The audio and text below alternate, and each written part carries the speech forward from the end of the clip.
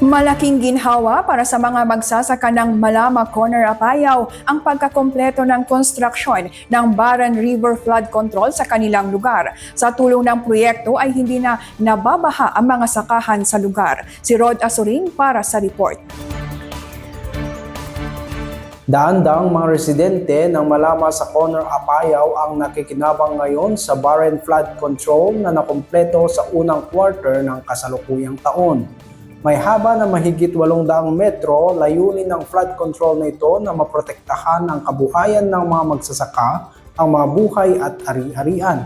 Ay di mununang aldaw, di tiyempo, kanayon nga kwa, nga malaylayos, day ta kwa, dagdagami dito'y kwa, ito'y igid ti karayan, no karkaro no bumagyon. Sa tulong ng flood control, hindi na naapektuhan ng malalang pagbaha ang kanilang mga sakahan at komunidad. Da kami nga farmer, dakilaunay tinaitin na kada kami.